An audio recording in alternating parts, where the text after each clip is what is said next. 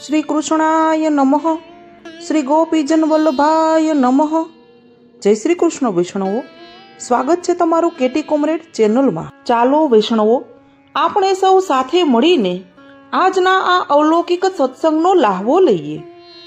શ્રી હરિ સર્વત્ર અને સર્વરૂપ છે. શ્રી હરિ પોતાની જ ઈચ્છાથી સર્વ કાંઈ કરે છે.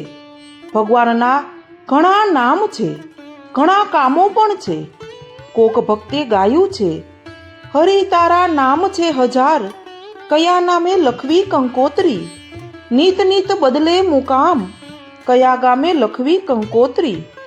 અસંખ્ય નામો પૈકી શ્રી મહાપ્રભુજી અહીં ખૂબ જ સૂચક હરિ શબ્દનો ઉપયોગ કરે છે. મહાભારતમાં યુધિષ્ઠિર શ્રી કૃષ્ણને પૂછે છે કે તમે હરિ કેમ કહેવાયા? શ્રી કૃષ્ણ જવાબમાં કહે છે, હરિત રંગ મને ગમે છે, માટે હું હરિ છું. યજ્ઞની સામગ્રીનું હરણ કરું છું, માટે હું હરિ છું. અને ભક્તોના દુઃખોને હરી લઉં છું, માટે હું હરિ છું. શ્રી મહાપ્રભુજી પોતાના સેવકોને ભગવાનના ભક્ત થવાનું કહી આશ્વાસન આપે છે કે ભગવાનને ભજશો એટલે હરિ બધા જ દુઃખો હરી લેશે. જરૂર છે ભગવાનના થઈ જવાની. આના માટે બુદ્ધિને કેળવો અને જુઓ કે આ જગતમાં સર્વત્ર હરિ જ વિલસે છે. દેખાતા જળ ચેતન પદાર્થો પણ હરિ જ છે. આજથી આશરે 500 વર્ષ પહેલા શ્રી મહાપ્રભુજી વ્રજમાં પધારેલા. અહીં બહુલાવન કરીને એક પ્રદેશ છે. અહીંના વ્રજવાસીઓ બહુલા નામની ગાયની પથ્થરની મૂર્તિ બનાવી તેની પૂજા કરતા હતા. તેની પાછળ એક ઐતિહાસિક સત્ય ઘટના સંકળાયેલી હતી. હજારો વર્ષ પહેલા આ સ્થળે બહુલા નામની ગાય રહેતી હતી. રોજ અન્ય ગાયો સાથે વનમાં ચરવા જાય, સાંજે પાછી આવે. આ ગાયને એક વાછરડી જન્મી. એકવાર સાંજે બીજી ગાયો સાથે તે પાછી ફરતી હતી. ત્યાં એક સિંહ આવ્યો. બીજી ગાયો ભાગી ગઈ. બહુલા ગાય પકડાઈ. સિંહ તેને મારવા તૈયાર થયો.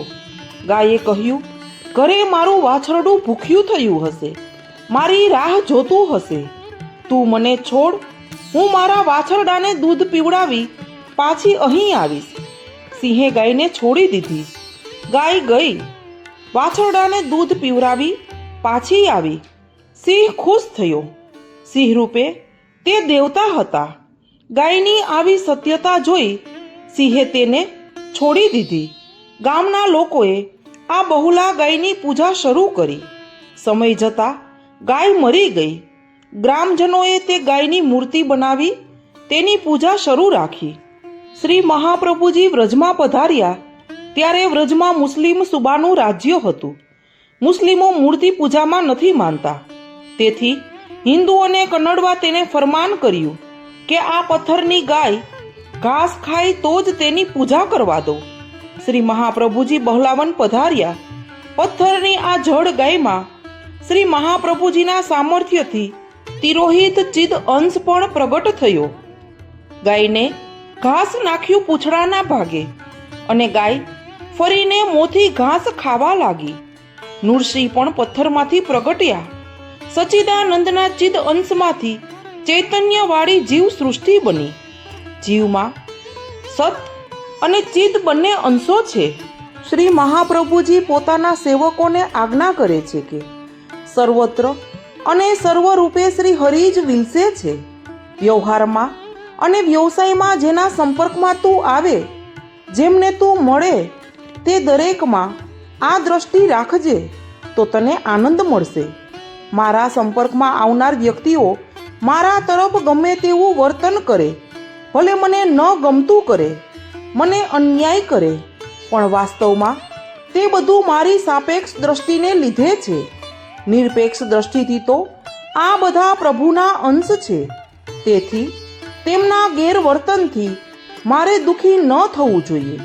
આ દ્રષ્ટિ સતત અભ્યાસથી કેળવાય છે અને તેથી સંઘર્ષો ઓછા થશે.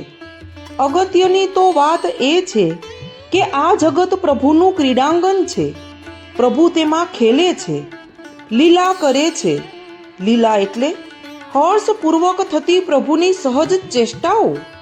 વિશ્વમાં ઘટતી કે વ્યક્તિગત જીવનમાં ઘટતી ઘટનાઓ પ્રભુની લીલા જ છે. પ્રભુ આનંદ સ્વરૂપ છે. તેમની આ લીલાઓ પણ આનંદ સભર જ હોય. એક નાનું બાળક રમકડાથી રમતા રમતા બે રમકડાને ભેગા પણ કરે કે બે રમકડાને દૂર પણ કરે, અરે રમકડાને ભાંગી પણ નાખે. આ બધી ઘટનામાં આપણી દ્રષ્ટિ સુખ દુઃખ શોધશે. બાળક માટે તો આ ત્રણેય પ્રકારમાં માત્ર આનંદ જ છે. બાળક પોતાની ઈચ્છાથી જેમ ખેલવું હશે તેમ ખેલશે. વિશ્વમાં થતી કે આપણા જીવનમાં ઘટતી ઘટનાઓ માટે આવી વિવેક બુદ્ધિ જરૂરી છે. એવી સમજ કેળવવી રહી કે પ્રભુ પોતાની ઈચ્છાથી જ સર્વ કંઈ કરે છે. પ્રભુથી સૌ થાય કંઈ, અમથી ન થાય કંઈ. રાઈનો પર્વત કરે પર્વત બાગની માહી. પ્રભુ જેટલા સ્વતંત્ર છે તેટલી જ તેમની ઈચ્છા પણ સ્વતંત્ર છે. મહાપુરુષો કહે છે કે કદાચ ભગવાન સમજાય પણ ભગવાનની ઈચ્છા ન સમજાય. આ ઈચ્છા તે ભગવાનની શક્તિ છે. ઈચ્છા શક્તિથી ભગવાન ક્યારે, ક્યાં, કેવા પ્રકારે કેટલી લીલા કરશે તે કહેવું અશક્ય છે. આવા સર્વ સમર્થ હરિની ઈચ્છા વગર ઝાડનું એક પાંદડું પણ હલી શકતું નથી. આથી જ જગતના તમામ જીવો જે કંઈ કરી શકે છે તે પ્રભુ કરાવે છે, તેથી થાય છે. જીવથી વાસ્તવમાં કંઈ થઈ શકતું નથી. હરિનો ધાર્યો મનસૂબો હર બ્રહ્માથી નવ ટળે. ચિત્ત તું સિદ્ધને ચિંતા કરે, કૃષ્ણને કરવું હોય તે કરે. આથી જ્યારે કોઈ આપણી સાથે દુર્વ્યવહાર કરે ત્યારે એવો વિવેક કરીએ કે આ વ્યક્તિને હરિ જ આવી પ્રેરણા આપીને વર્તન કરાવે છે. આથી આમાં જરૂર મારું કંઈક હિત જ હોવું જોઈએ, અથવા આ રીતે પ્રભુ મારી કોઈ ભૂલ સુધારવા માગતા હશે, મારું વધુ સારું ઘડતર કરવા ઈચ્છતા હશે.